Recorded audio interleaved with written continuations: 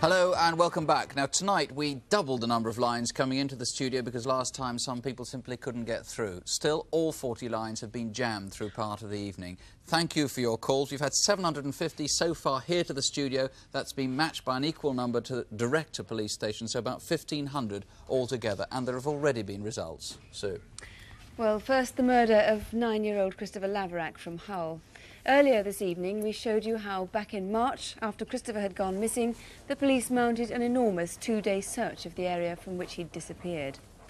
But Christopher had been abducted and his body was discovered in a small canal 10 miles away.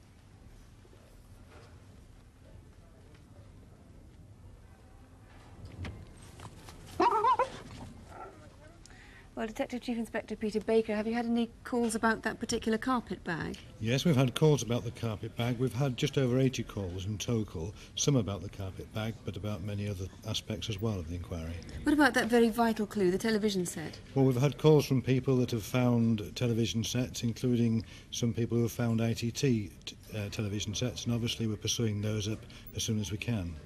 And any identifications of the car that night? Yes, several calls from people who have given us information in relation to the car, several people who think they could recognise the car, and we're very, very hopeful of the response that we've had. All right, Mr Baker, I'll let you get back to the phones. Thank you very much. Thank you very much. OK, now let's see what we've discovered so far as a result of our incident desk. David Hatcher and Helen Phelps appealed for help on several crimes. What's been the response? Let's start with Yianni. That was the Greek girl who was killed in North London. That's right, yes. And remember, this was over 2 years ago, Nick. The officer in the case has been very, very pleased with the result. We've had over 25 calls on that, 2 years old. A number of positive lines to follow up, people that have been suggested. In fact, one of them by an ex-police officer who thinks the video fit could well be our man. And remember, the video fit is the new device that's bringing our photo fit to life, adding colour.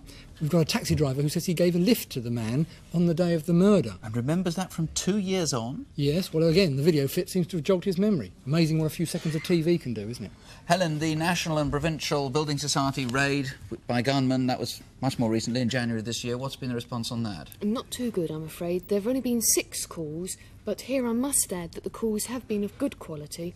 In fact, one call has stated quite categorically that he knows who one of the raiders is. Have we any reason to believe that that information is good information? Yes, we have, and it is being treated seriously. Right, and the Beryl Culverwood murder, this was the woman who was killed in Bath 6 years ago. What have we discovered on that? Very good. People's memories are excellent. The Swallow Man has generated, 95 calls. Now, this is the chap who had a tattoo of a swallow on his cheek. I think it was that side, we're not sure. Yes, and it appears to be quite a popular tattoo as the calls are coming in. They've come in from all over the UK, and here I would like to add that the detective inspector in charge of the case has asked us to stress the Bath connection of 6 years ago. Right, so what we're looking for is not only someone who had that tattoo, but someone who might have been, or had reason to be in Bath exactly. 6 years ago. OK, yes. I gather some calls are being followed up tonight yes, on that they one. Are.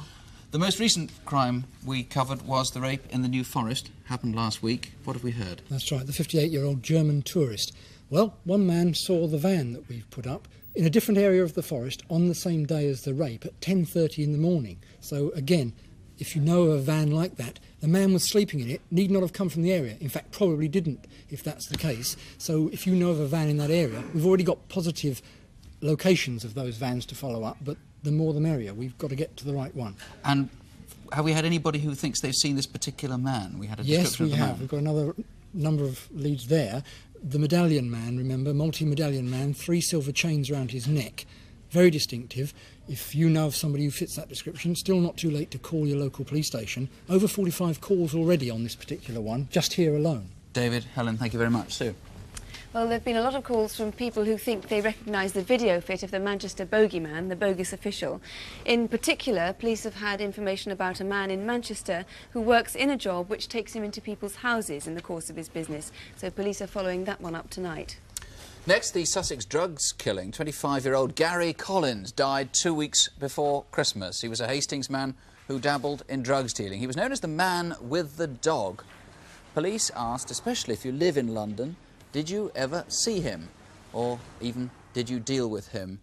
Superintendent Bill Clements, the big problem here, of course, is that you're appealing to people who might use drugs themselves, who are reluctant to ring in. Have any, in fact, called? Yes, we've had over 50 calls here and in the incident room, some of which are from people who've done deals with Gary Collins.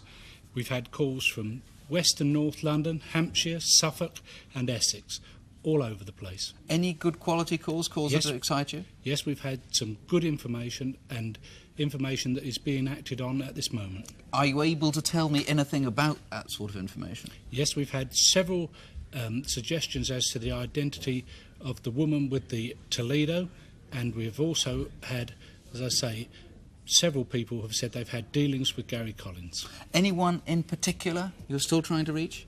We want Anna. Anna, please phone us either here or at Hastings Police Station at the incident room. That's all you can tell us, just Anna? Yes, that's all. Right.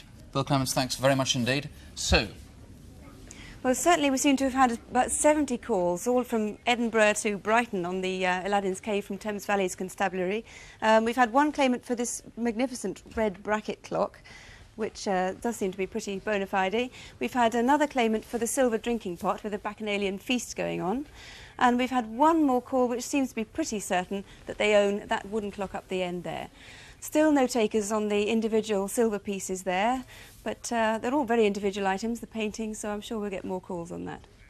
Thank you. See, people often ask how many crank calls we get. I can tell you very few. We've had less than a dozen tonight, and thank you for that. Our lines are staying open until midnight. If you can't get through here, in a moment we'll give you local numbers you can call. If you've got CFAX, incidentally, the numbers and the summaries of all the cases will be on page 187. They'll be there till Monday. And don't forget that you can always write to us in absolute confidence, of course. This is the address, Crimewatch UK, BBC TV Centre, London W12 8QT. That's Crimewatch UK, BBC TV Centre, London W12 8QT. And we'll be back in 6 weeks' time. Thank you very much for calling if you did, and from us, good night. Bye-bye.